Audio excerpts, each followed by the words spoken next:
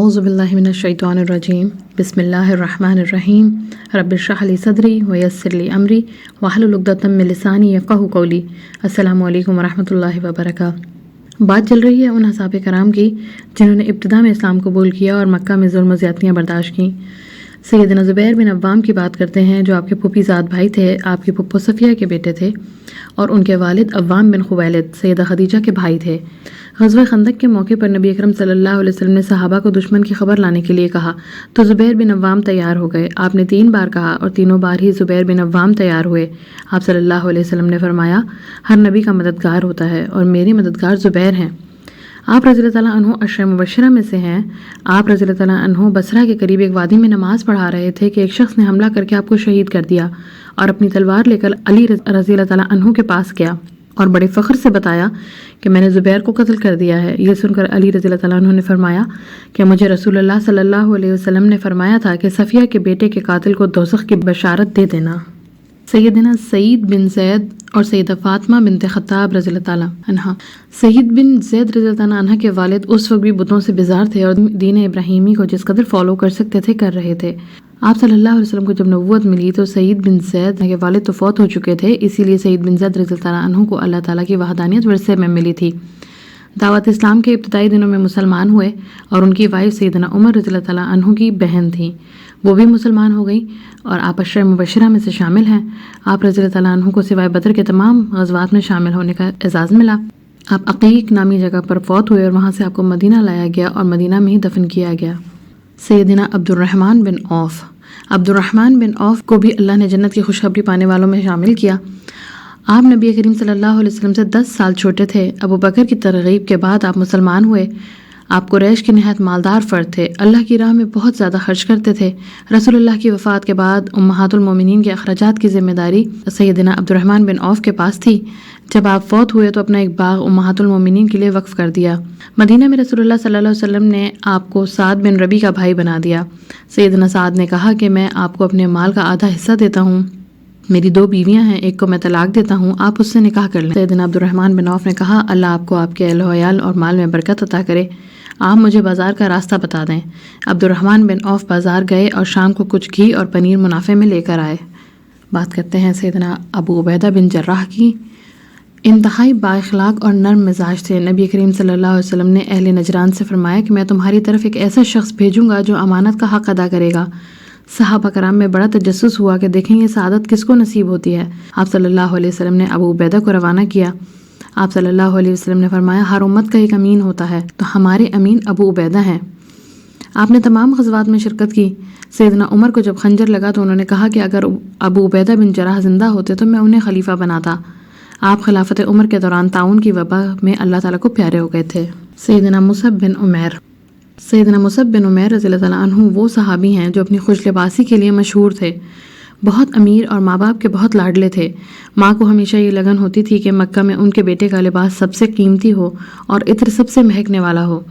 نبی پاک صلی اللہ علیہ وسلم فرماتے ہیں کہ میں نے مکہ میں ایسا کوئی جوان نہیں دیکھا جو لمبے بالوں، عمدہ اور باریک لباس اور ناز و نام میں مصعب بن عمیر سے بڑھ کر ہو۔ انہوں نے ماں باپ کے خوف سے اسلام قبول کرنے کا اظہار نہ کیا۔ ایک روز عثمان بن طلحہ نے انہیں نماز پڑھتے ہوئے دیکھ لیا تو قوم کو خبر دے دی۔ ان کے والدین نے انہیں قید کر لیا۔ جو ہی انہیں موقع ملا وہ قید سے بھاگ نکلے اور ہجرت کے لیے حبشہ جانے والوں کے پہلے قافلے میں شامل ہو گئے۔ اسلام قبول کرنے کے بعد مکہ کا یہ شہزادہ انتہائی سادہ زندگی بسر کرنے لگا۔ سیدنا علی بیان کرتے ہیں کہ ایک بار ہم نبی صلی اللہ علیہ وسلم کے ساتھ مسجد میں بیٹھے ہوئے تھے کہ مصعب بن عمیر تشریف لائے۔ ان کے بدن پر چمڑے کی پیوند لگی ہوئی ایک چادر تھی۔ رسول اللہ نے ان کی حالت دیکھی تو ان کی پرانی زندگی کو یاد کر کے آپ دیدہ ہو گئے۔ مصعب بن عمیر احد کی لڑائی میں شہید ہو گئے۔ انہیں کفن دینے کے لیے ایک چادر کے سوا کوئی چیز نہ ملی، اور وہ چادر بھی ایسی کہ سر چھپاتے تو پاؤں کھل جاتے اور پاؤں چھپاتے تو سر کھل جاتا۔ آخرکار نبی اکرم صلی اللہ علیہ وسلم نے حکم دیا کہ سر ڈھانپ دو اور پاؤں پر گھاس ڈال دو۔ سیدنا عبداللہ بن جہش کے بارے میں بات کرتے ہیں۔ یہ آپ صلی اللہ علیہ وسلم کے پھپھو امیمہ کے بیٹے تھے۔ سیدنا عبداللہ، ان کے بھائی ابو احمد، عبید اللہ، بہنیں زینب، ام حبیبہ اور حمنہ سب نے اسلام قبول کیا۔ سیدہ زینب رضی اللہ تعالیٰ عنہا بعد میں ام المومنین بنی۔ عبید اللہ بن جہش حبشہ پہنچ کر عیسائی ہو گیا اور وہ عیسائی ہی مرا۔ جب وہ دین حق سے پھرا تو اس کی بیوی ام حبیبہ بنت ابو سفیان نے اس سے علیحدگی اختیار کر لی۔ بعد میں وہ بھی ام المومنین بنی۔ سعد بن ابی وقاص رضی اللہ تعالیٰ عنہ بیان کرتے ہیں کہ غزوہ احد کے دن عبداللہ بن جہش نے مجھ سے کہا کہ کیا ہم اللہ سے دعا نہ کریں؟ پھر انہوں نے ایک طرف ہو کر تنہائی میں دعا کی، اے اللہ، کل میں دشمن سے ملوں تو اس عالم میں کہ میرا واسطہ سخت اور غضبناک جنگجو سے پڑے، میں تیرے راستے میں اس سے لڑوں اور وہ مجھ سے لڑے، پھر وہ مجھے پکڑے، میرے کان اور میری ناک کاٹ دے، جب میں تیری بارگاہ میں پیش کیا جاؤں تو اے میرے پروردگار تو فرمائے عبداللہ تیری ناک اور کان کس نے کاٹے؟ تو میں عرض کروں یہ تیرے راستے میں کٹے، پھر تو فرمائے کہ تو نے سچ کہا۔ سعد رضی اللہ تعالیٰ عنہ کہتے ہیں شام کے وقت میں نے دیکھا کہ عبداللہ کے ناک اور کان ایک دھاگے میں لٹک رہے تھے۔ سیدنا عبداللہ بن مسعود رضی اللہ تعالیٰ عنہ یہ قرآن کے بہترین مفسر تھے، بہت کمزور اور دبلے پتلے تھے۔ ایک مرتبہ وہ درخت پہ چڑھ رہے تھے تو صحابہ نے ان کی پتلی پتلی پنڈلیاں دیکھیں تو ہنسنے لگے۔ رسول اللہ صلی اللہ علیہ وسلم نے فرمایا آپ لوگ کیوں ہنس رہے ہیں؟ قیامت کے دن عبداللہ بن مسعود کے پاؤں میزان میں احد پہاڑ سے زیادہ وزنی ہوں گے۔ عبداللہ بن مسعود سائے کی طرح آپ صلی اللہ علیہ وسلم کے ساتھ رہتے تھے۔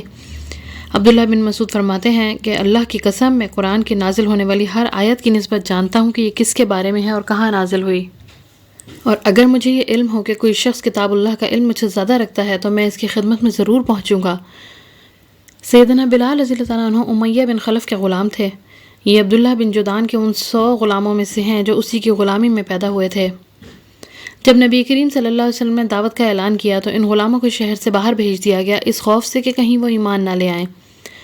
صرف بلال رضی اللہ تعالیٰ عنہ کو روک لیا گیا بکریاں چرانے کی غرض سے۔ پھر وہی ہوا جس کا کفار کو ڈر تھا، آپ رضی اللہ تعالیٰ عنہ کے اسلام لانے کی خبر زیادہ عرصے تک نہ چھپ سکی۔ بلال رضی اللہ تعالیٰ عنہ نے ایک بت پر تھوک دیا تھا اور کہا کہ تمہاری عبادت کرنے والا ناکام اور نامراد ہو۔ قریش کے لوگ عبداللہ بن جدعان کے پاس پہنچے اور کہنے لگے اے ابن جدعان، کیا تم بے دین ہو گئے ہو؟ وہ کہنے لگا تم کیسی باتیں کر رہے ہو؟ لوگوں نے کہا تمہارے غلام نے اس طرح کی حرکت کی ہے۔ عبداللہ بن جدعان نے انہیں 100 اونٹ دیے کہ یہ بتوں کے نام پر ذبح کرو، اور انہیں بلال رضی اللہ تعالیٰ عنہ پر تشدد کرنے کا پورا اختیار دیا۔ ممکن ہے کہ عبداللہ بن جدعان نے بلال رضی اللہ تعالیٰ عنہ کو امیہ بن خلف کی ملکیت میں دے دیا ہو۔ آپ رضی اللہ تعالیٰ عنہ کا مرتبہ بہت بلند ہے۔ آپ مدینہ میں رسول اللہ صلی اللہ علیہ وسلم کے پہلے مؤذن اور بیت المال کے خزانچی تھے۔ آپ کو سیدنا ابو بکر رضی اللہ تعالیٰ عنہ نے 280 درہم کے عوض آزاد کروایا تھا۔ سیدنا عمیر بن ابی وقاص یہ سعد بن ابی وقاص کے چھوٹے بھائی تھے۔ بدر کے موقع پر انہوں نے اپنے بھائی کو دیکھا کہ وہ چھپنے کی کوشش کر رہے ہیں۔ سعد نے پوچھا کہ کیا بات ہے؟ وہ کہنے لگے کہ میں جنگ میں جانا چاہتا ہوں، اس لیے چھپ رہا ہوں کہ اللہ کے رسول مجھے دیکھ کر چھوٹا ہونے کی وجہ سے واپس نہ بھیج دیں۔ اگر میں چلا جاؤں تو شاید اللہ مجھے شہادت نصیب کر دے۔ سعد کہتے ہیں کہ جب عمیر کو رسول اللہ صلی اللہ علیہ وسلم کی خدمت میں پیش کیا گیا تو آپ صلی اللہ علیہ وسلم نے کہا کہ تم لوٹ جاؤ۔ عمیر رونے لگے تو رسول اللہ نے اجازت دے دی، پھر وہ اسی جنگ میں شہید ہو گئے۔ آپ رضی اللہ تعالیٰ عنہ کی عمر صرف 16 برس تھی۔ اب بات کرتے ہیں کچھ صحابیات کی۔ سیدہ اسماء بنت ابی بکر یہ ابو بکر رضی اللہ تعالیٰ عنہ کی بیٹی تھی۔ ہجرت کے سفر میں ہم ان کے بارے میں زیادہ بہتر جانیں گے انشاءاللہ۔ ام ایمن کے بارے میں ہم بات کر چکے ہیں۔ آپ صلی اللہ علیہ وسلم نے جب سیدہ خدیجہ سے شادی کی تھی تو ام ایمن کو آزاد کر دیا تھا۔ انہوں نے غزوہ احد میں شرکت کی، زخمیوں کو پانی پلایا اور مرہم پٹی کی۔ غزوہ خیبر میں بھی شریک ہوئیں۔ سیدہ لبابہ بنت حارث یہ رسول اللہ صلی اللہ علیہ وسلم کی چچی تھیں، سیدنا عباس رضی اللہ تعالیٰ عنہ کی وائف، اور سیدہ خدیجہ کے بعد سب سے پہلے اسلام قبول کرنے والی خاتون بھی تھیں۔ سیدہ سمیہ رضی اللہ تعالیٰ عنہا یہ اسلام کی خاطر جان دینے والی پہلی خاتون ہیں۔ ان کے قبول اسلام کی وجہ سے ابو جہل نے انہیں اور ان کے ہسبینڈ کو اپنے شدید ظلم و ستم کا نشانہ بنایا اور آپ رضی اللہ تعالیٰ عنہ کو شہید کر دیا۔